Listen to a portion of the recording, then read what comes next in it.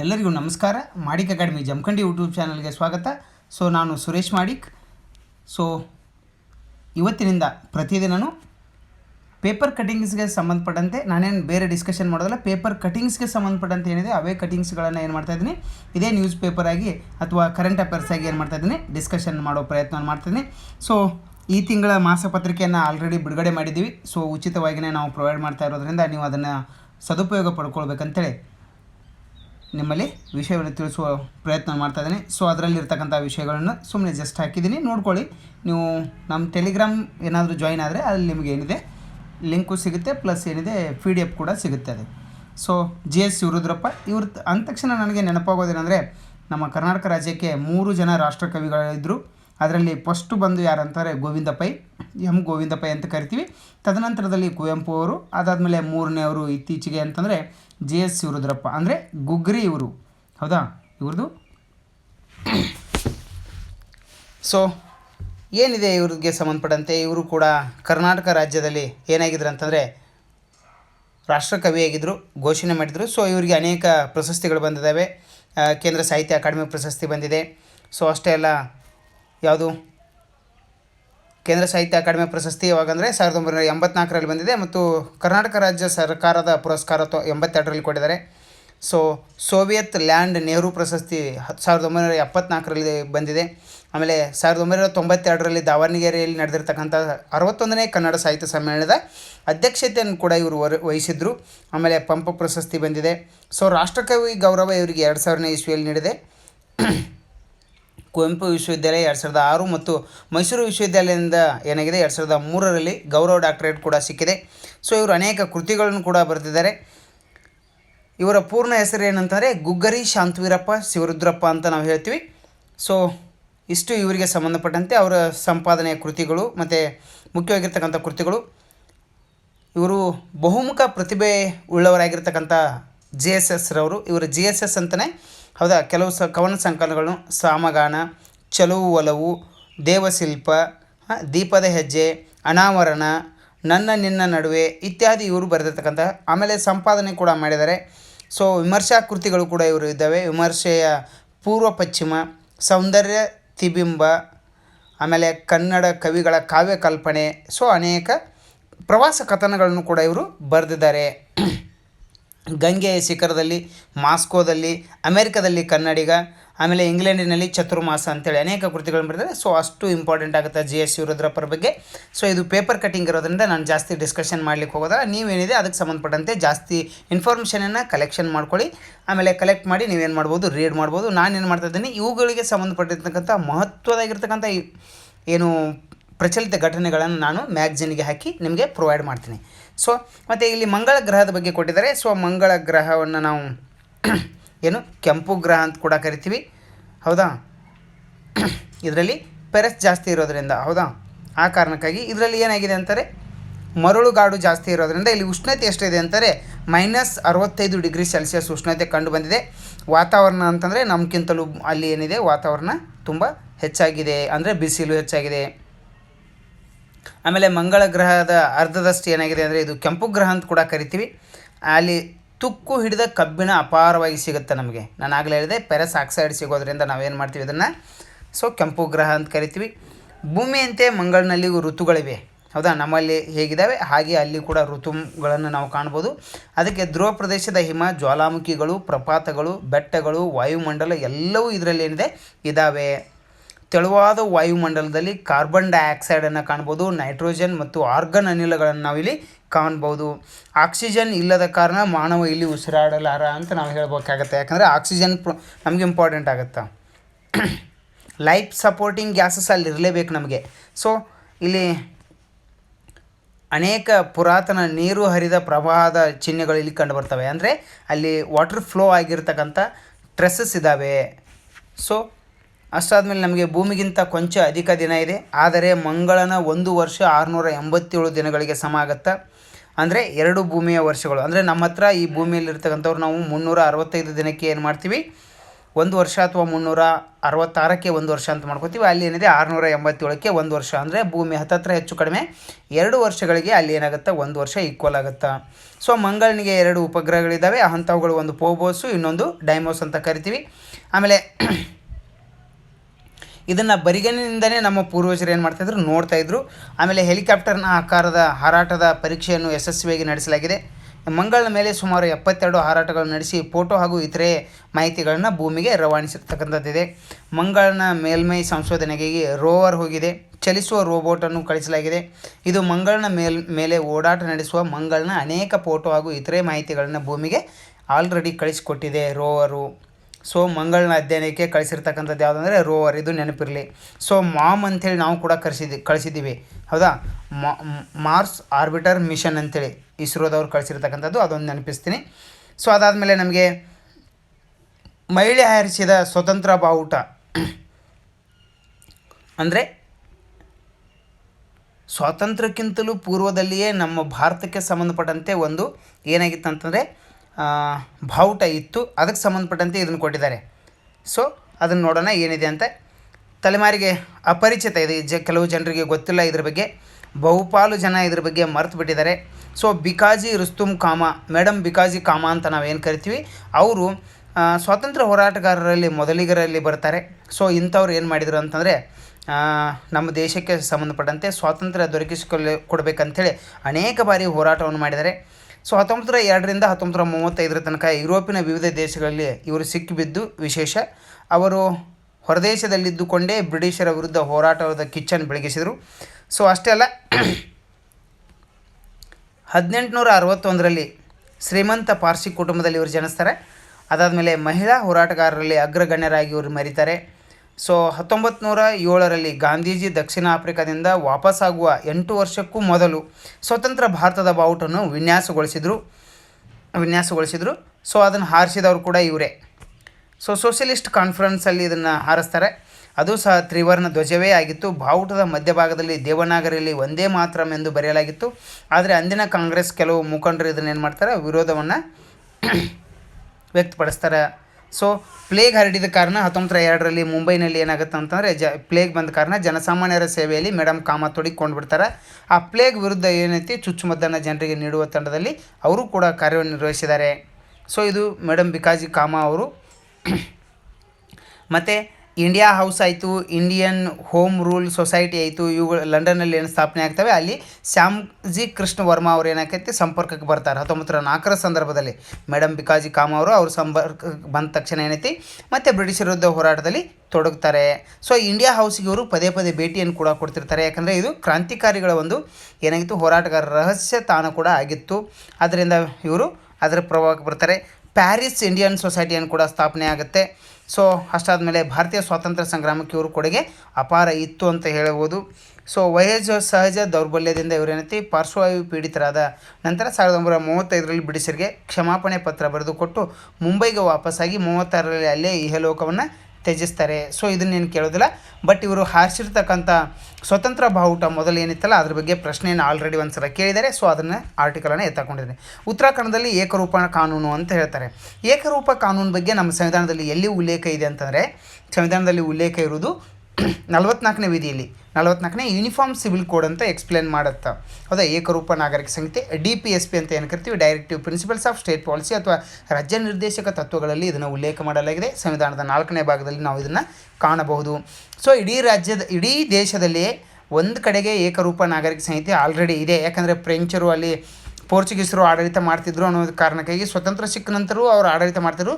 1961ರಲ್ಲಿ ಅವರು ಯಾವಾಗ ಡಿಸೆಂಬರ್ 19ಕ್ಕೆ ಬಿಟ್ಟು ಹೋಗುವಾಗ ಕೂಡ ಏಕರೂಪ ನಾಗರಿಕ ಸಂಹಿತೆ ನಮ್ಮಲ್ಲಿ ಉಳ್ಕೊಂಡಿದೆ. ಅದು ಬೇರೆ ಯಾವ ರಾಜ್ಯನೂ ಅಲ್ಲ, ನಮ್ಮ ಪಕ್ಕದ ರಾಜ್ಯ ವಾಯುವ್ಯ ದಿಕ್ಕಿನಲ್ಲಿ ಇರ್ತಕ್ಕಂಥದ್ದು. ಅದನ್ನು ನಾವು ಗೋವಾ ಅಂತ ಕರಿತೀವಿ. ಆ ರಾಜ್ಯದಲ್ಲಿ ಏಕರೂಪ ನಾಗರಿಕ ಸಂಹಿತೆ ಇದೆ. ಅದನ್ನು ಹೊರತುಪಡಿಸಿದರೆ ಈಗ ಜಾರಿ ಆಗ್ತಾ ಇರೋದು ಎಲ್ಲಿ ಅಂತಂದರೆ ಉತ್ತರಾಖಂಡದ ರಾಜ್ಯದಲ್ಲಿ. ಸೊ ಇದಕ್ಕೆ ಸಂಬಂಧಪಟ್ಟಂತೆ ನೋಡ್ಕೊಳ್ಳಿ, UCC ಅಂದರೆ ಯೂನಿಫಾರ್ಮ್ ಸಿವಿಲ್ ಕೋಡು ಸಮಾನ ಆಸ್ತಿ ಹಕ್ಕಿಗೆ ಸಂಬಂಧಪಟ್ಟಂತೆ ಮತ್ತು ಎಲ್ಲ ಥರದ ಮಕ್ಕಳಿಗೂ ಸಮಾನತೆಯನ್ನು ತರಬೇಕು. ಅಂದರೆ ಮರಣಾನಂತರದ ಆಸ್ತಿ ಹಕ್ಕು ಮತ್ತು ಸಮಾನ ವಿಚ್ಛೇದನ ಜೀವನಾಂಶಕ್ಕೆ ಸಂಬಂಧಪಟ್ಟಂತೆ ಬಹುಪತ್ನಿತ್ವ, ಬಾಲ್ಯ ವಿವಾಹ ನಿಷೇಧ, ಆಮೇಲೆ ಹಲಾಲ್ ಇದತ್ ಗು ನಿಷೇಧವನ್ನು ತರುವ ಸಾಧ್ಯತೆ ಇದೆ. ಇದಕ್ಕೆ ಸಂಬಂಧಪಟ್ಟಂತೆ ಇಷ್ಟು. ಆಮೇಲೆ ವರದಿಯನ್ನು ಅವರು ಪಡೆದುಕೊಂಡಿದ್ದಾರೆ. ಆಮೇಲೆ ಅವರು ಏನು ರಿಪೋರ್ಟನ್ನು ಹಾಕಿ ಏಕರೂಪ ನಾಗರಿಕ ಸಂಹಿತೆಯನ್ನು ಉತ್ತರಾಖಂಡ್ನಲ್ಲಿ ಜಾರಿಗೆ ತರ್ತಾರೆ, ಅದನ್ನು ನೋಡೋಣ. ಸೊ ಅದಾದಮೇಲೆ ಬಾಲರಾಮನ ಹೋಲುವ ವಿಷ್ಣು ವಿಗ್ರಹ ಶಿವಲಿಂಗ ಪತ್ತೆ. ನಮಗೆ ಇದು ಏನು ಅಗತ್ಯ ಅಂತಂದರೆ, ಇದು ರಾಯಚೂರು ಜಿಲ್ಲೆ ದೇವಸುಗೂರು ಹತ್ತಿರದ ಕೃಷ್ಣಾ ನದಿಯಲ್ಲಿ ಅಯೋಧ್ಯೆ ಬಾಲರಾಮನ ಮೂರ್ತಿ ಹೋಲುವ ಪುರಾತನ ವಿಷ್ಣುವಿನ ವಿಗ್ರಹ ಏನಾಗೈತಿ ಶಿವಲಿಂಗದೊಟ್ಟಿಗೆ ಪತ್ತೆಯಾಗಿದೆ. ಅದು ನಮಗೆ ಇಂಪಾರ್ಟೆಂಟ್ ಆಗುತ್ತೆ. ಈ ಲಿಂಗ ಎಲ್ಲಿ ಪತ್ತೆ ಆಯ್ತು ಅಂತ ಕೇಳೋ ಸಾಧ್ಯತೆ ಇರುತ್ತೆ. ಸ್ವಲ್ಪ ಪ್ರಚಲಿತ ಘಟನೆಗೆ ಸಂಬಂಧಪಟ್ಟಂತೆ ಇದನ್ನು ನೋಡ್ಕೊಂಡ್ಬಿಡಿ. ಸೊ ಅಷ್ಟಾದಮೇಲೆ ಜಾಂಬಿಯಾದ ಕಾಲ್ರಾ ಹೆಚ್ಚಳ. ಜಾಂಬಿಯಾದಲ್ಲಿ ಏನಾಗಿದೆ ಅಂತಾರೆ, ಜಾಂಬಿಯಾದ ಕಾಲ್ರಾ ಹೆಚ್ಚಳಾಗಿದೆ. ಕಾಲ್ರಾ ರೋಗ ಅಂತ ಏನು ಕರಿತೀವಿ, ಆಫ್ರಿಕಾದ ಜಾಂಬಿಯಾ ದೇಶ, ಅಲ್ಲಿ ಏನಾಗಿದೆ ಕಾಲರಾ ಹೆಚ್ಚಾಗಿದೆ. ಆ ರೋಗ ಹೆಚ್ಚಾಗಿರೋದ್ರಿಂದ ಭಾರತ ಅದಕ್ಕೆ ಏನು ಮಾಡ್ತಾಯಿದೆ, ನೆರವು ನೀಡ್ತಾಯಿದೆ. ಕಾಲ್ರಾ ರೋಗಿನ ಬಗ್ಗೆ ನೋಡ್ಕೊಳ್ಳಿ. ಸೊ ಅದಕ್ಕೆ ಸಂಬಂಧಪಟ್ಟಂತೆ ಕಾಲ್ರಾ ಹೇಗೆ ಹರಡುತ್ತೆ, ಹೌದಾ, ಅವುಗಳಿಗೆ ಸಂಬಂಧಪಟ್ಟಂತೆ ಡೀಟೇಲಾಗಿ ನೋಡ್ಕೊಳ್ಳಿ. ಅದಕ್ಕೇನಾದರೂ ಟ್ರೀಟ್ಮೆಂಟ್ ಇದ್ದರೆ. ಸೊ ನೆಕ್ಸ್ಟು ಜಮ್ಮು ಅಯೋಧ್ಯೆ ಆಸ್ಥಾ ರೈಲಿಗೆ ಚಾಲನೆ ನೀಡಲಾಗಿದೆ. ಸೊ ಇದು ರೈಲು ಎಲ್ಲಿಂದ ಎಲ್ಲಿಗೆ ಸಂಚಾರವಾಗ್ತಾ ಇದೆ ಅನ್ನೋದನ್ನು ನೆನಪಿಟ್ಟರೆ ಸಾಕು, ಹೌದಾ. ಜಮ್ಮುವಿನಿಂದ ಅಯೋಧ್ಯೆಗೆ ಬರ್ತಾಯಿದೆ. ಅದರ ಹೆಸರೇನೆಂದರೆ ಆಸ್ಥಾ ರೈಲು ಅಂತ ಹೆಸರನ್ನು ಕೊಟ್ಟಿದ್ದಾರೆ. ಸೊ ಅಷ್ಟು ಬಿಟ್ಟರೆ ಇನ್ನೇನು ಇದರಲ್ಲಿ ನೆನಪಿಟ್ಕೊಳ್ಬೇಡಿ. ಭಾರತೀಯರ ಪಾಲಿನ ಹೆಮ್ಮೆ ಅಂತಂದಿದ್ದಾರಲ್ಲ, ಇದರಲ್ಲಿ ಏನಾಗಿದೆ ಅಂತಂದರೆ, ಹೆಮ್ಮೆ ಅನ್ನಲಿಕ್ಕೆ ನಾವು ಯಾವಾಗಲೂ ಪರಂಪರೆಯನ್ನು ನಂಬ್ಕೊಂಡು ಬಂದವ್ರು. ಹೆಂಗಂತಾರೆ, ಸರ್ವೇ ಜನ ಸುಖಿನೋ ಭವಂತು ಅಂತ ನಾವು ಈ ರೀತಿ ಹೇಳಿದವ್ರು, ಹೌದಾ. ನಮ್ಮ ನೆರೆಯವ್ರಿಗೂ ಕೂಡ ಒಳ್ಳೆಯವರಿದ್ದರೆ ಅವರು ಒಳ್ಳೇದು ಮಾಡಲಿ ದೇವರು ಅಂತ ನಾವು ಈ ರೀತಿ ಭಾವಿಸಿರ್ತಕ್ಕಂಥವ್ರು. ಮತ್ತು ನಾವು ಯಾರಿಗೆ ಕೆಟ್ಟದ್ದು ಬಯಸಿದಾರಲ್ಲ, ಹೀಗಾಗಿ ಏನಾಗಿದೆ, ಇಲ್ಲಿ ಭಾರತೀಯರ ಏನು ನೌಕಾ ಪಡೆಗಳು ಕೆಲವು ಏನು ಮಾಡಿದಾವೆ ಅಂತಂದರೆ, ಬಂಡುಕೋರರನ್ನು ದಾಳಿಕೋರರನ್ನು ಅರೆಸ್ಟ್ ಮಾಡಿ ಕೆಲವರನ್ನು ಬಚಾವ್ ಮಾಡಿದ್ದಾವೆ. ಸೊ INS ಸುಮಿತ್ರ ಭಾರತೀಯ ನೌಕಾಪಡೆಯ ಕಡಲಾಚೆಯ ಗಸ್ತು ಹಡಗು ಇದೊಂದು. ಸೋಮಾಲಿಯಾದ 11 ಸಶಸ್ತ್ರ ಕಡಲುಗಾರರನ್ನು ಏನು ಮಾಡಿದೆ, ಬಂಧಿಸಿದೆ. ಅಷ್ಟೇ ಅಲ್ಲ, ಅಲ್ ನಯಿಮಿ ಎಂಬ ಮೀನುಗಾರಿಕಾ ನೌಕೆಯನ್ನು ಕೂಡ ಏನು ಮಾಡಿದೆ, ರಕ್ಷಿಸಿದೆ. ಅಷ್ಟೇ ಅಲ್ಲ, 36 ಗಂಟೆಗಳಿಗಿಂತ ಕಡಿಮೆ ಅವಧಿಯಲ್ಲಿ 2ನೇ ಕಡಲುಗಳ್ಳತನ ವಿರೋಧಿ ಕಾರ್ಯಾಚರಣೆಯನ್ನು ಅದು ನಡೆಸಿದೆ. ಸೊ ಅಷ್ಟೇ ಅಲ್ಲ, ಇದರಲ್ಲಿ ಇನ್ನೊಂದು ಯಾವುದು ಇಂಪಾರ್ಟೆಂಟ್ ಆಗುತ್ತೆ ಅಂದರೆ, ಸೋಮಾಲಿಯಾದ ಮೊಗಾದಿಶು ಪೂರ್ವಕ್ಕೆ ಅಪಹರಣಕ್ಕೀಡಾದ 6 ಸಿಬ್ಬಂದಿಗಳಿದ್ದ ಲೊರೆಂಜೋ ಪುಥಾ 04 ಸೆಸೆಲ್ಸ್ ರಕ್ಷಣಾ ಪಡೆ, ಹೌದಾ, ಪಡೆ ಮತ್ತು ಶ್ರೀಲಂಕಾದ ನೌಕಾಪಡೆಯ ಸಹಯೋಗದಿಂದ ಯಶಸ್ವಿಯಾಗಿ ರಕ್ಷಣೆಯನ್ನು ಮಾಡಿದೆ ಭಾರತೀಯರದು. ಸೊ ಇದನ್ನು ನೆನಪಿಟ್ಟರೆ ಸಾಕು, ಹೌದಾ. ಯಾವುದು INS ಸುಮಿತ್ರ ಒಂದು ನೆನಪಿಟ್ಕೊಳ್ಳಿ. ಆಮೇಲೆ ಇಲ್ಲಿ ಅಲ್ ನಮಿ ನೆನಪಿಟ್ಕೊಳ್ಳಿ. ಅದಾದಮೇಲೆ ನೆಕ್ಸ್ಟಿಗೆ ಲೊರೆಂಜೋ ಪುಥಾ 04 ನೆನಪಿಟ್ರೆ ಸಾಕು. ಇಷ್ಟು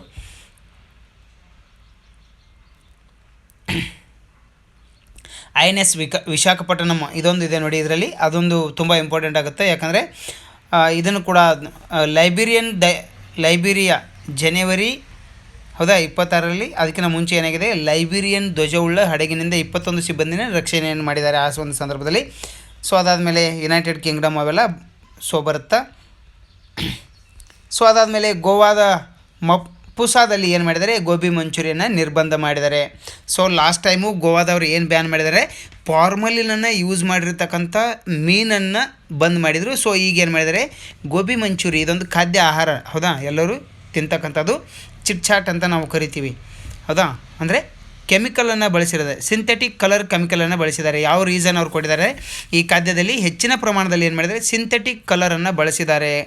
ಸೊ ಹೂಕೋಸುಗಳನ್ನ ಸ್ವಚ್ಛಗೊಳಿಸಲಾಗುತ್ತಿಲ್ಲ, ಅಂದರೆ ಅದು ಕ್ಲೀನ್ ಮಾಡಿಲ್ಲ ಅಂತ ಅರ್ಥ. ಹೂಕೋಸನ್ನು ಕ್ಲೀನ್ ಮಾಡಿಲ್ಲ, ಮತ್ತು ಸಿಂಥೆಟಿಕ್ ಕಲರನ್ನು ಅವರು ಕೆಮಿಕಲ್ ಆಗಿ ಬಳಸಿರೋದ್ರಿಂದ ಅದನ್ನೇನು ಮಾಡಿದ್ದಾರೆ, ಗೋವಾದವರು ನಿರ್ಬಂಧವನ್ನು ಹೇರಿದ್ದಾರೆ. ಸೊ ಮಪುಸಾ ಕೌನ್ಸಿಲರ್ ತಾರಕ್ ಅದೇನು ಬೇಕಾಗಿಲ್ಲ ನಮಗೆ, ಅದು ತೊಂದರೆ ಇಲ್ಲ, ಇಷ್ಟು ಸಾಕು ಇದ್ರ ಬಗ್ಗೆ. ಸೊ ವಾಸಯೋಗ್ಯ ಗ್ರಹ ಪತ್ತೆ ಹೆಚ್ಚಿದ ನಾಸಾದವರು ಏನಾದರೂ ಒಂದು ಹೊಸ ಸಂಶೋಧನೆಯನ್ನು ಮಾಡ್ತಾನೆ ಇರ್ತಾರೆ. ಸೊ ಅದಕ್ಕೆ ಸಂಬಂಧಪಟ್ಟಂತೆ ಭೂಮಿಯಿಂದ 137 ಜ್ಯೋತಿರ್ವರ್ಷಗಳಷ್ಟು ದೂರದಲ್ಲಿ ಜೀವಿಗಳು ಇರಬಹುದಾದ ಭೂಮಿಯನ್ನು ಹೋಲುವಂಥ ಗ್ರಹವನ್ನು ಇವರು ಏನು ಮಾಡಿದ್ದಾರೆ, ಪತ್ತೆ ಹಚ್ಚಿದ್ದಾರೆ. ಸೊ ಈ ಗ್ರಹವು ಕೆಂಬಣ್ಣದ ನಕ್ಷತ್ರವನ್ನು ಸುತ್ತು ಹಾಕುತ್ತಿದೆ. ಹೊಸ ಗ್ರಹಕ್ಕೆ TOI 715b ಅಂತೇಳಿ ಕೇಳಲಾಗಿದೆ. ಸೂಪರ್ ಅರ್ಥನ ಮೇಲ್ಮೈನಲ್ಲಿರುವ ದ್ರವ ರೂಪದ ನೀರು ಇರುವ ಸಾಧ್ಯತೆ ಇದೆ, ಅಂದರೆ ಇಲ್ಲಿ ಲಿಕ್ವಿಡ್ ವಾಟರ್ ಇದೆ ಅಂತ ಹೇಳ್ತಾರೆ. ಸೊ ಯಾಕೆ ಇದನ್ನು ನಾನು ಇಂಪಾರ್ಟೆಂಟಾಗಿ ತೊಗೊಂಡಿದ್ದೀನಿ, 2000 ಇಸ್ವಿ ನೆನಪಾಗ್ತಿಲ್ಲ, ಒಟ್ಟಾರೆ UPSC ಪ್ರಿಲಿಮ್ಸಲ್ಲಿ ಏನು ಮಾಡಿದ್ದಾರೆ ಅಂತಾರೆ, ಎಕ್ಸೋ ಪ್ಲ್ಯಾನೆಟ್ ಬಗ್ಗೆ ಒಂದು ಪ್ರಶ್ನೆಯನ್ನು ಕೇಳಿದ್ದಾರೆ. ಸೊ ಅದಕ್ಕೆ ಇದು ಇಂಪಾರ್ಟೆಂಟ್ ಆಗುತ್ತೆ, ಅದನ್ನು ನೀವು ಇದನ್ನು ನೋಡಿಕೊಂಡ್ರೆ ಒಳ್ಳೆಯದು. ಇದಕ್ಕೆ ಸಂಬಂಧಪಟ್ಟಂತೆ ನಾನು ಮತ್ತೆ ಇದರಲ್ಲಿ ಮ್ಯಾಗ್ಝಿನಲ್ಲಿ ಇದನ್ನು ಫುಲ್ ಡೀಟೇಲಾಗಿ ಏನು ಮಾಡ್ತೀನಿ, ಕವರನ್ನು ಮಾಡೋ ಪ್ರಯತ್ನವನ್ನು ಮಾಡ್ತೀನಿ. ಸೊ ಎಕ್ಸೋ ಪ್ಲ್ಯಾನೆಟ್ ಅಂದರೆ ಏನು, ವಾಟ್ರು ಈ ಕಡೆ ಏನು ಹೇಳೋದಿಲ್ಲ, ಏನು ಲಿಕ್ವಿಡ್ ಫಾರ್ಮಲ್ಲಿ ಇರತಕ್ಕಂಥ ಸಿಚುವೇಶನ್ ಅಲ್ಲಿ ವಾತಾವರಣ ಇರುತ್ತೆ, ಅದನ್ನು ನಾವು ಎಕ್ಸೋ ಪ್ಲ್ಯಾನೆಟ್ ಅಂತ ಕರಿತೀವಿ. ಹೌದಾ?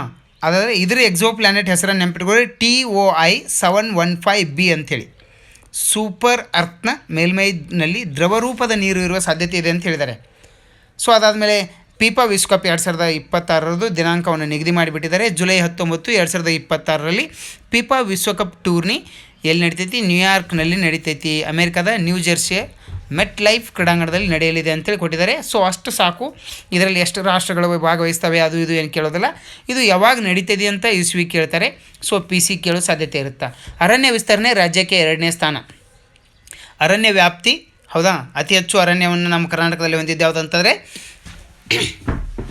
ಉತ್ತರ ಕನ್ನಡ ಜಿಲ್ಲೆ. ಸೊ ಅದಕ್ಕೆ ಸಂಬಂಧಪಟ್ಟಂತೆ ಒಂದು ಅರಣ್ಯ ರಿಪೋರ್ಟನ್ನು ಕೊಟ್ಟಿದ್ದಾರೆ. ಸೊ ಕರ್ನಾಟಕದಲ್ಲಿ ಎಷ್ಟು ಹೆಚ್ಚಾಗಿದೆ ಏನು ಕೊಟ್ಟಿದ್ದಾರೆ. 2ನೇ ಸ್ಥಾನವನ್ನು ದೊರಕಿದೆ. ಆಮೇಲೆ ಆಂಧ್ರ ಪ್ರದೇಶ ಆಮೇಲೆ ಮೊದಲ ಸ್ಥಾನದಲ್ಲಿದ್ದರೆ, ಹೌದಾ, ಆಂಧ್ರ ಪ್ರದೇಶ ಮೊದಲ ಸ್ಥಾನದಲ್ಲೇ, ಕೇರಳ ಮತ್ತು ಹಿಮಾಚಲ ಪ್ರದೇಶ ಏನಿದೆ ನಂತರದ ಸ್ಥಾನಗಳನ್ನು ಪಡೆದುಕೊಂಡಿದ್ದಾವೆ. ಮತ್ತು ಇದರಲ್ಲಿ ಕೊಟ್ಟಿದ್ದಾರೆ ನೋಡ್ರಿ ಅವರು, ಮಣಿಪುರದಲ್ಲಿ ಅರಣ್ಯ ಕಡಿಮೆಯಾಗಿದೆ. ಅರುಣಾಚಲ ಪ್ರದೇಶ ಮತ್ತು ಮಣಿಪುರದಲ್ಲಿ ಅರಣ್ಯ ಪ್ರಮಾಣ ಕಡಿಮೆಯಾಗಿದೆ ಅಂತೇಳಿ ಕೂಡ ವರದಿಯಲ್ಲಿ ಕೊಟ್ಟಿದ್ದಾರೆ. ಭಾರತ ಮ್ಯಾನ್ಮಾರ್ ಗಡಿ ಫೆನ್ಸಿಂಗ್ ಅಂತ ಕೊಟ್ಟಿದ್ದಾರೆ. ಸೊ ಇದಕ್ಕೆ ಸಂಬಂಧಪಟ್ಟಂತೆ ನಾನು ಡೀಟೇಲಾಗಿ ಮ್ಯಾಗ್ಝಿನಲ್ಲೇ ಕೊಟ್ಬಿಟ್ಟಿದ್ದೀನಿ, ನೀವು ಒಂದು ಸಲ ಇದನ್ನು ನೋಡ್ಕೊಂಡ್ಬಿಡಿ. ಹೌದಾ? ಏನು ಫೆನ್ಸಿಂಗ್ ಅಂದರೆ ಏನಿಲ್ಲ, ಅಲ್ಲೇನು ಮಾಡ್ತಾಯಿದ್ದಾರೆ ಅಂದರೆ ಇಲ್ಲೀಗಲಾಗಿ ಬರೋ ಜನರನ್ನು ತಡೆ ಹಿಡಿಯೋ ಸಲುವಾಗಿ ಏನು ಮಾಡಿದ್ದಾರೆ, ಮ್ಯಾನ್ಮಾರ್ ಮತ್ತು ಭಾರತದ ಮಧ್ಯೆ ಏನು ಮಾಡ್ತಾಯಿದ್ದಾರೆ, ಫೆನ್ಸಿಂಗನ್ನು ಹಾಕ್ತಾಯಿದ್ದಾರೆ, ಬೇಲಿಯನ್ನು ಹಾಕುವ ಕೆಲಸ ಮಾಡ್ತಾಯಿದ್ದಾರೆ. ಸೊ ಅದಾದಮೇಲೆ ಭಾರತ ಮ್ಯಾನ್ಮಾರ್ ಗಡಿಗೆ ಬೇಲಿ ಅಂತ ಎಕ್ಸ್ನಲ್ಲೂ ಏನು ಮಾಡಿದ್ದಾರೆ ಮಾಹಿತಿಯನ್ನು, ಎಕ್ಸ್ ಅಂತಂದರೆ ಏನಲ್ಲ ಟ್ವಿಟ್ರ್, ಹೌದಾ, ಹಿಂದೆ ನಾವು ಅದನ್ನು ಟ್ವಿಟ್ರ್ ಅಂತ ಕರಿತಾ ಇದ್ವಿ. ಸೊ ಇಲ್ಲಿ ಏನಾಗುತ್ತೆ ಅಂತಾರೆ, ರೀಸನ್ ಕೊಟ್ಟಿದ್ದಾರೆ. ಬುಡಕಟ್ಟು ಉಗ್ರಗಾಮಿಗಳು ಆಗಾಗ್ಗೆ ಗಡಿಯ ಮೂಲಕ ಭಾರತಕ್ಕೆ ಪ್ರವೇಶಿಸುತ್ತಾರೆ ಅಂತೇಳಿ ಆರೋಪಿಸುತ್ತಿರುವ ಇಂಪಾಲ್ ಕಣಿವೆ ಮೂಲದ ಮಿಠಾಯಿ ಗುಂಪುಗಳ ನಿರಂತರ ಬೇಡಿಕೆ ಎಂದರೆ ಗಡಿಯಲ್ಲಿ ಬೇಲಿ ಹಾಕುವುದು, ಬೇಲಿ ಇಲ್ಲದ ಅಂತಾರಾಷ್ಟ್ರೀಯ ಗಡಿಯ ಲಾಭ ಪಡೆದು ಭಾರತಕ್ಕೆ ಮಾದಕ ವಸ್ತುಗಳನ್ನು ಕಳ್ಳಸಾಗಣೆ ಮಾಡಲಾಗುತ್ತೆ ಅಂತೇಳಿ ಇಲ್ಲಿ ಆರೋಪ ಬಂದಿದೆ. ಸೊ ಅದಕ್ಕೆ ಏನು ಮಾಡಿದ್ದಾರೆ, ಈ ದಿಟ್ಟ ನಿರ್ಧಾರವನ್ನು ತೆಗೆದರೆ ಇಲ್ಲಿ ನಮಗೇನು ಇಂಪಾರ್ಟೆಂಟ್ ಆಗುತ್ತೆ, ಪೋಕ್ಸೋ ಆ್ಯಕ್ಟು, ಹೌದಾ, ಪೋಕ್ಸೋ ಕಾಯ್ದೆ ಬಗ್ಗೆ ಡೀಟೇಲಾಗಿ ತೊಗೊಳ್ಳಿ. ಇದರಲ್ಲಿ ಪೋಕ್ಸೋ ಬಗ್ಗೆ ಏನು ಮೆನ್ಷನ್ ಇಲ್ಲ ಜಾಸ್ತಿ. ಸೊ ಭಾರತೀಯ ಪ್ರವಾಸಿಗರಿಗೇನು ಇರಾನ್ ಕೂಡ ಏನು ಮಾಡಿದೆ, ವೀಸಾ ಮುಕ್ತ. ಕೇಳ್ಬೋದು ಇತ್ತೀಚೆಗೆ ಯಾವ ರಾಷ್ಟ್ರ ವೀಸಾ ಮುಕ್ತವಾಗಿ ಮಾಡಿದೆ ಭಾರತೀಯರಿಗೆ ಅಂತೇಳಿ. ಸೊ ಹಾಗಿದ್ರೆ ಇರಾನ್ ಅಂತ ನಾವು ಹೇಳಬೇಕಾಗುತ್ತೆ. ಇದು ಕೇವಲ ಪ್ರವಾಸೋದ್ಯಮಕ್ಕೆ ಮಾತ್ರ, ಹೌದಾ, ಅಗತ್ಯವಿಲ್ಲ ಅಂತ ಹೇಳೈತೆ. ಪ್ರವಾಸೋದ್ಯಮಕ್ಕೆ ನೀವೇನಾದರೂ ಹೋಗ್ತಾ ಇದ್ದರೆ ಅಲ್ಲಿ ನೀವು ಇರಾನ್ನಿಂದ ವೀಸಾ ಪಡೆಯುವ ಅಗತ್ಯ ಇಲ್ಲ, ಇರಾನ್ದು. ಸೊ ಭಾರತದ ನಾಗರಿಕರೇ ವೀಸಾ ವಿನಿಮಯಗಳಿಗೆ ಸಂಬಂಧಿಸಿದಂತೆ ಮಹತ್ವದ ಘೋಷಣೆಯನ್ನು ಇದು ಮೊನ್ನೆ ಮಾಡಿದೆ. ಸೊ ವೀಸಾ ರದ್ದತಿ ಇರಾನ್ ಪ್ರವೇಶಿಸುವ ಪ್ರವಾಸಿಗರಿಗೆ ಮಾತ್ರ ಅನ್ವಯಿಸ್ತದೆ ಅಂತ ಹೇಳಿದ್ದಾರೆ. ಸೊ ನೆಕ್ಸ್ಟು ಮೈಸೂರಲ್ಲಿ ಬಳಕೆಗೆ ಯೋಜನೆ ಅಂತ, ಅಂದರೆ ಪ್ಲಾಸ್ಟಿಕ್ ಏನು ಕರೆನ್ಸಿ ನೋಟುಗಳಿಗೆ ಇದೆ. ಸೊ RBI ಮುದ್ರಿಸುವ ಹಳೆಯ ನೋಟುಗಳ ಬಾಳಿಕೆ ಹೆಚ್ಚಿಸಲು ಹಾಗೂ ನಕಲಿ ನೋಟುಗಳ ಹಾವಳಿ ತಪ್ಪಿಸುವ ಸಲುವಾಗಿ ಪ್ಲಾಸ್ಟಿಕ್ ನೋಟುಗಳನ್ನು ಚಲಾವಣೆಗೆ ತರುವುದಾಗಿ 2016ರಲ್ಲಿ ಸರ್ಕಾರ ಘೋಷಣೆಯನ್ನು ಮಾಡಿತ್ತು. ಆದರೆ ಇಲ್ಲಿವರೆಗೂ ಅದಾಗಿಲ್ಲ. ಕೊಚ್ಚಿ ಮತ್ತು ಮೈಸೂರು, ಜೈಪುರ್, ಸಿಮ್ಲಾ ಮತ್ತು ಭುವನೇಶ್ವರದಲ್ಲಿ 10 ರು ಮುಖಬೆಲೆಯ ಪ್ಲಾಸ್ಟಿಕ್ ನೋಟುಗಳನ್ನು ಪ್ರಾಯೋಗಿಕವಾಗಿ ಮುದ್ರಿಸಲಾಗುವುದು ಎಂದು 2018ರಲ್ಲಿ ಘೋಷಣೆಯಾಗಿತ್ತು. ಆದರೆ ಮುದ್ರಣದ ಕುರಿತು ಬಳಿಕ ಯಾವುದೇ ಮಾಹಿತಿ ನೀಡಿಲ್ಲ. ಹೀಗಾಗಿ ಕಾರಣಾಂತರಗಳಿಂದ ಈ ಯೋಜನೆಗೈತಿ ಸ್ಥಗಿತಗೊಂಡೈತೆ ಅಂತೇಳಿ ಮಾಹಿತಿಯನ್ನು ನೀಡಿದ್ದಾರೆ. ಪ್ಲಾಸ್ಟಿಕ್ ನೋಟು ಬಳಕೆ ಪ್ರಸ್ತಾಪ ಕೇಂದ್ರದ ಮುಂದಿಲ್ಲ ಅಂತೇಳಿ ಅವರು ಕೂಡ ಮಾಹಿತಿ ನೀಡಿದ್ದಾರೆ. ಅಂದರೆ ಪ್ಲಾಸ್ಟಿಕ್ ನೋಟ್ ಏನಾದರೂ ಬಳಸಿದರೆ ಅದರಿಂದ ಹಾನಿ ಆಗೋದಿಲ್ಲ, ಹೌದಾ, ಹರಿಯೋದಿಲ್ಲ ಅಂತ ಅರ್ಥ. ಸೊ ನೆಕ್ಸ್ಟು ಜೈವಿಕ ವಿಘಟನೀಯ ಪ್ಲಾಸ್ಟಿಕ್. ಒಂದು ನೆನಪಿರಲಿ, ಎಷ್ಟು ಮೈಕ್ರಾನ್ ಬಿಲೋ ಇದ್ದರೆ ಅದನ್ನು ಪ್ಲಾಸ್ಟಿಕ್ ಬಳಸಬಾರ್ದು. ಅಂದರೆ ಅಬೋವ್ 40 ಮೈಕ್ರಾನ್ ಇದ್ದರೆ ಮಾತ್ರ ನಾವು ಬಳಸಬೇಕು, ಬಿಲೋ ಇದ್ದರೆ ಅದನ್ನು ಬಳಸಬಾರ್ದು, ಅದು ಹಾನಿಕಾರಕ. ಈಗ ಮೈಕ್ರೋ ಪ್ಲಾಸ್ಟಿಕ್ ಎಲ್ಲೆಲ್ಲ ರೀಚ್ ಆಗಿದೆ ಅಂತಾರೆ, ಈವನ್ ಕೋರಲ್ಸ್ಗಳಿಗೂ ಹೋಗಿ ರೀಚ್ ಆಗಿದೆ. ಸಮುದ್ರದ ಮೂಲೆ ಮೂಲೆಯಲ್ಲಿ ನೀರಿನ ಕಣಕಣಗಳಲ್ಲೂ ಕೂಡ ಇದು ಏನಾಗಿದೆ,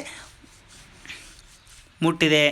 ಆದಮೇಲೆ ಇಲ್ಲಿ ವಿಶೇಷವಾಗಿ ಭಾರತದಲ್ಲಿನ ಸ್ಟಾರ್ಟಪ್ಗಳಿಗೆ ಸಂಬಂಧಪಟ್ಟಂತೆ ಸ್ಪೈಸ್ ಜೆಲ್ಲು, ಅವರು ಜೈವಿಕ ವಿಘಟನೆಯಾಗುವ ಸುಸ್ಥಿರ ಚೀಲುಗಳನ್ನು ತಯಾರಿಸುವ ಹೈದರಾಬಾದ್ ಮೂಲದ ಸ್ಟಾರ್ಟಪ್ ಅದು. ಎಕೋ 365, ಆಮೇಲೆ ಎಕೋ ರೈಟು, ಪ್ಯಾಕೇಜಿಂಗ್ ಅಂತ ಬರುತ್ತೆ. OGP ಬಯೋ ಪ್ಲಾಸ್ಟಿಕ್ಗಳು ಬರ್ತಾ ಇದ್ದಾವೆ. ಸೊ NV ಗ್ರೀನ್ ಅಂತಂದರೆ, ಹೌದಾ, ಇಂಥ ಪ್ಲಾಸ್ಟಿಕ್ಗಳಿಗೆ ಸಂಬಂಧಪಟ್ಟಂತೆ ಅವರು ಮಾಹಿತಿಯನ್ನು ಕೊಟ್ಟಿದ್ದಾರೆ. ಮತ್ತು ಒನ್ ಟೈಮ್ ಯೂಸ್ ಮಾಡಿ ಬಿಸಾಡೋ ಪ್ಲಾಸ್ಟಿಕ್ಗಳಿದ್ದಾವೆ. ಅಬೋವ್ 40 ಮೈಕ್ರಾನ್ ಇರತಕ್ಕಂಥ ಪ್ಲಾಸ್ಟಿಕನ್ನು ಬಳಸಿದರೆ ನಾವು ಅದನ್ನು ರೀಸೈಕಲ್ ಬಿನ್ ಮಾಡ್ಬೋದು. ಇದಕ್ಕೆ ಸಂಬಂಧಪಟ್ಟಂತೆ ಏನು ಮಾಡಿದ್ದಾರೆ, ರೀಯೂಸು, ರೀಕ್ಲೆಮೇಷನು ಮತ್ತು ರೀಸೈಕಲ್ ಅಂಥೇಳಿ ಘೋಷಣೆ ಇದೆಯಲ್ಲ, ಅದನ್ನು ನೆನಪಿಟ್ಕೊಳ್ಳಿ. ಮೊನ್ನೆ ಪರೀಕ್ಷೆಯಲ್ಲಿ ಇದನ್ನು ಕೇಳಿದರು. ಸೊ RTI ಹಾಕಿ ಯಾರೋ ಪ್ರಶ್ನೆಯನ್ನು ಕೇಳಿದರೆ ASI ಉತ್ತರ, ಹೌದಾ, ಆರ್ಕಿಯಾಲಜಿಕಲ್ ಸರ್ವೆ ಆಫ್ ಇಂಡಿಯಾದವರು ಉತ್ತರವನ್ನು ಕೊಟ್ಟಿದ್ದಾರೆ. ಮಸೀದಿ ನಿರ್ಮಿಸಲು ಮಂದಿರ ಧ್ವಂಸ ಎಂಬ ಅಂಶ ಉಲ್ಲೇಖ ಮಾಡಿ ಮಥುರಾದ ಕೇಶವ ಮಂದಿರ ಕೆಡವಿದ್ದು ಯಾರು ಅಂತ ಕೇಳಿದ್ದಾರೆ. ಸೊ ಅಲ್ಲಿ ಆನ್ಸರ್ ಅವ್ರು ಕೊಟ್ಟಿದ್ದಾರೆ, ಔರಂಗಜೇಬ್ ಅಂತ ಕೊಟ್ಟಿದ್ದಾರೆ. ಸೊ ಅದ್ರ ಬಗ್ಗೆ ಒಂದಿಷ್ಟು ನೋಡ್ಕೊಳ್ಳಿ, ಅದು ವಾದ ವಿವಾದ ಇದೆ. ಭಾರತ್ ರೈಸ್ ಮಾರಾಟ ಯೋಜನೆಗೆ, ಈ ಯೋಜನೆ ಭಾಳ ಇಂಪಾರ್ಟೆಂಟ್ ಆಗುತ್ತೆ, ಯಾಕಂದರೆ ಭಾರತ್ ರೈಸ್ ಅಂತೇಳಿ ಹೆಸರು ಕೊಟ್ಟಿದ್ದಾರೆ. ಅದಕ್ಕೆ ಏನು ಮಾಡ್ತಾರೆ, ಕೇಂದ್ರ ಸರ್ಕಾರದವರು ಪ್ರತಿ KG ಅಕ್ಕಿಗೆ 29 ರೂಪಾಯಿ ಮಾತ್ರ ಬೆಲೆಯನ್ನು ಮಾಡಿ ಬಡವರು ಮತ್ತು ಮಧ್ಯಮ ವರ್ಗದವರಿಗೆ ಏನು ಮಾಡ್ತಾ ಇದ್ದಾರೆ, ಇದನ್ನು ಮಾರಾಟ ಮಾಡ್ತಾ ಇದ್ದಾರೆ. ಸೊ ಭಾರತ ಬ್ರ್ಯಾಂಡ್ ಅಂತಕ್ಕಂಥದ್ದು, ಹೌದಾ, ಭಾರತ ಬ್ರ್ಯಾಂಡ್. ಸೊ ಎಲ್ಲ ಕಡೆಗೂ ಇದು ಏನು ಮಾಡ್ಬೋದು, ಲಭ್ಯತೆ ಇದೆ.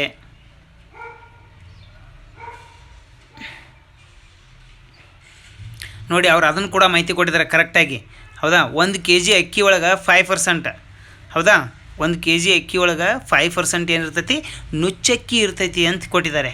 ಸೊ ಪ್ರಾಮಾಣಿಕವಾಗಿ ಏನೋ ಮಾಡ್ತಾಯಿದ್ದಾರೆ. ಸೊ ಅದಷ್ಟು ಎಷ್ಟರ ಮಟ್ಟಿಗೆ ನೋಡೋಣ. ಸೊ ಯಮನ್ ದೇಶಕ್ಕೆ ಹೊಸ ಪ್ರಧಾನಿ, ಮತ್ತು ನಿಮಗೆ ಕೇಳ್ತಾ ಇರ್ತಾರೆ ಯಾರಾದರೂ ಪ್ರಧಾನಿಗಳು ನೇಮಕ ಆದರೆ ಬೇರೆ ರಾಷ್ಟ್ರಗಳಿಗೆ ಸಂಬಂಧಪಟ್ಟಂತೆ ಅಥವಾ ನಮಗೆ ನೆರೆಹೊರೆಯ ರಾಷ್ಟ್ರಗಳಲ್ಲಿ ಅಥವಾ ಕೆಲವು ಮಧ್ಯ ಪ್ರಾಚ್ಯ ರಾಷ್ಟ್ರಗಳಿಗೆ ಸಂಬಂಧಪಟ್ಟಂತೆ ಯಾರಾದರೂ ಇಶ್ಯೂ ಆಗಿದ್ದರೆ ಅದಕ್ಕೆ ಸಂಬಂಧಪಟ್ಟಂತೆ ಅಥವಾ ನೇಮಕ ಆಗಿದ್ದರೆ ಪ್ರಧಾನಿಗಳು ಏನಾದರೂ ಭೇಟಿ ಕೊಟ್ಟಿದ್ದರೆ ಅಂಥವ್ರಿಗೆ ಸಂಬಂಧಪಟ್ಟಂತೆ ಏನು ಮಾಡ್ತಾಯಿದ್ದಾರೆ, ಪ್ರಶ್ನೆಯನ್ನು ಕೇಳ್ತಾ ಇದ್ದಾರೆ. ಅದಕ್ಕೆ ಯಮನ್ ದೇಶಕ್ಕೆ ಹೊಸ ಪ್ರಧಾನಿ ನೇಮಕ ಅಂತ ಕೊಟ್ಟಿದ್ದಾರೆ.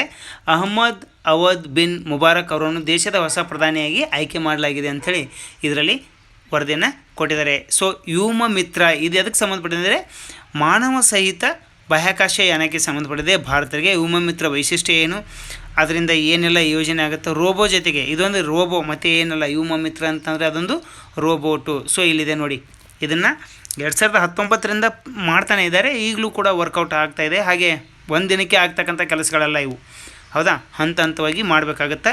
ಸೊ ಪೇಟಿಎಮ್ ಪೇಮೆಂಟ್ಸ್ ಬ್ಯಾಂಕಿಗೆ ನಿರ್ಬಂಧವನ್ನು ಹಾಕಿದೆ RBI. ನಿರ್ಬಂಧ ಹಾಕಿದ್ದಕ್ಕೆ ಯಾವೆಲ್ಲ ಸವಾಲುಗಳು ಬರುತ್ತೆ, ನಚಿಕೇತ್ ಮೋರ್ಸ್ ಕಮಿಟಿಗೆ ಸಂಬಂಧಪಟ್ಟಂತೆ ನಾನು ಏನು ಮಾಡಿದ್ದೀನಿ, ಡಿಸ್ಕಷನನ್ನು ಮಾಡಿದ್ದೀನಿ. ಸೊ ಇದರಲ್ಲಿ ಯಾವುದು ನಮ್ಮ ಈ ಮಂತ್ ಮ್ಯಾಗ್ಝಿನಲ್ಲಿ ಡೀಟೇಲಾಗಿ ಕೊಡ್ತಾಯಿದ್ದೀನಿ, ಅದನ್ನು ನೀವು ಅಲ್ಲಿ ನೋಡ್ಬೋದು. ಸೊ RBIನ ರೂಲ್ಸ್ ಆ್ಯಂಡ್ ರೆಗ್ಯುಲೇಷನ್ಸ್ ಏನು, ಪೇಟಿಎಮ್ನ ರೂಲ್ಸ್ ಆ್ಯಂಡ್ ರೆಗ್ಯುಲೇಷನ್ಸ್ ಏನು, ಹೇಗೆ ಅದು ಒಳಗಾಗಿದೆ, ಸೊ ಎಲ್ಲವನ್ನು ಇದರಲ್ಲಿ ಹಾಕಿದ್ದೀನಿ. ಸೊ ನೀವು ಮಂತ್ ಎಂಡಿಗೆ ಬರ್ತಕ್ಕಂಥ ಮ್ಯಾಗ್ಝಿನಲ್ಲಿ ಇವುಗಳಿಗೆ ಸಂಬಂಧಪಟ್ಟಂತೆ, ಇವುಗಳಂದರೆ ಇವಲ್ಲ, ಇವಕ್ಕಿಂತಲೂ ಉತ್ತಮವಾಗಿರ್ತಕ್ಕಂಥವು ಅಂದರೆ ಪರೀಕ್ಷೆಯಲ್ಲಿ ಬರಬೇಕಲ್ಲ ಅಂಥ ಟಾಪಿಕ್ಗಳನ್ನು ಮಾತ್ರ ಚೂಸ್ ಮಾಡಿ ಏನು ಮಾಡ್ತಾಯಿದ್ದೀನಿ, ಡಿಸ್ಕಷನ್ ಮಾಡ್ತಾಯಿದ್ದೀನಿ. So thanks for watching, let's meet again in next class.